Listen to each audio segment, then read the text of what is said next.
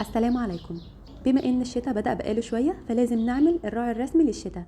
طول عمرنا بنحسب نفسنا اننا بنشرب سحلب اصلي ونروح ندور على براندات معروفة على اساس انه كده يعني مضمون ومية مية. بس المفاجأة اللي انا عرفتها من وقت قريب ان كل اللي احنا بنشربوه دوت ما كانش سحلب خالص، ولا حتى اللي بنعمله في البيت.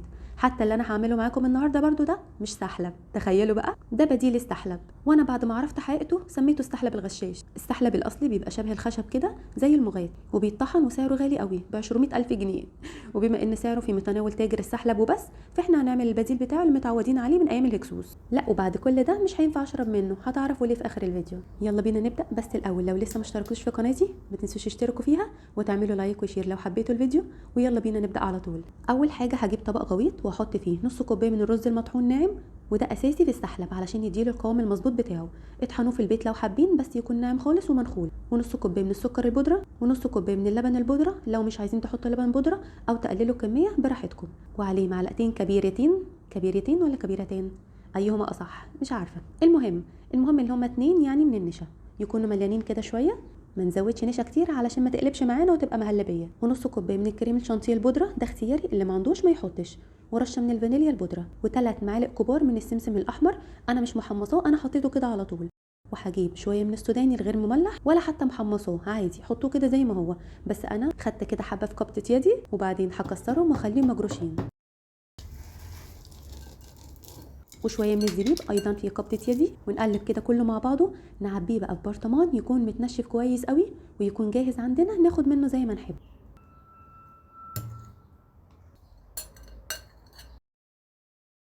نجيب بقى حله ونحط فيها لبن اللي هو الحليب، لكل كوبايه لبن معلقتين كبار من بودره السحلب الغشاش، ده لو حابين قوامه يبقى خفيف شويه. اما بقى لو عايزين يبقى تقيل كده شويه نحط من معلقتين ونص ل3 معالق كبار من السحلب الغشاش دوت، ونقلبه كده على البارد، وبعدين نحطه على النار. نفضل نقلب فيه كده لغايه لما يتقل قوامه شويه ويوصل للقوام اللي احنا عايزينه. ممكن تستخدموا مع اللبن ميه طالما حاطين لبن بودره فيه. نسيبه بقى يهدى على جنب كده شويه عشان حبه اتقلبوا مني، شكله زعلان عشان قلت عليه غشاش. طب ما انت غشاش فعلا. يلا المهم نجيب بقى الكوبايات اللي هنحط فيها ونزينها، وده برده اختياري زي ما انتوا عايزين. انا هزينه بزبده لوتس وزبده فستق، وهعمل واحده كلاسيك عاديه. هتقولي لي ايه ده، دول مقاطعه. هقول لكم ما انا عارفه. ابغي اقول لكم ان البرطمانات دي عندي في الثلاجه بقالها 2 سنين وصلاحيتها انتهت، بس استحي، بس اديني قلت وخلاص. اصل انا ساعات بجيب الحاجه واحنطها وانساها لغايه لما الصلاحيه بتاعتها تدعي عليا. المهم بحاول دلوقتي اوريكم الانتهاء بتاعها كان من سنه بس ما كانش باين. هرميها؟ لا طبعا، نستخدمها وما نجيبش تاني خلاص. ندور على بديل مصري اصيل وارخص بكتير، علشان وقت ما جبتها ما كانوش غاليين كده زي دلوقتي. الحين سعرهم ضرب في السقف. باخد بظهر المعلقه وبليط كده الكوبايه من جوه.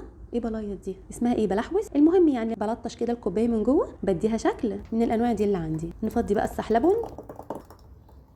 ونزينه من فوق بس كده. بصوا بقى انا بقى مكسوفه منكم قوي، البسكوت ده كمان كان مع اخواته في الثلاجه وصلاحيته برده هي كمان انتهت. كل ما حد يجي يمسكه اقول له لا انا هعمل بيه حلويات ولا يا ولا، لغايه لما انتهى. يلا مش مشكله، بس جه وقت اهو. برده التاريخ بحاول اوريه لكم بس الكاميرا ما كانتش مبيناه. هنخلصه ما نجيبوش تاني خلاص علشان المقاطعه. نزين بقى كل واحده من فوق كده بالحاجه اللي شبهها. نيجي بقى للكوبايه العملاقه دي، هزينها كده بشويه زبيب، ممكن كمان تحطوا شويه جوز هند مبشور او شرايح، ممكن كمان سوداني او مكسرات، اي حاجه عندكم حطوها. وحطيت كمان ورد مجفف قابل للاكل، اكيد مش اطفال من الجنينه يعني. وعود قرفه يكون منظر بس علشان الشكل، وبرده اكيد مش هحط العود علشان اسقسق فيه في السحلب مثلا.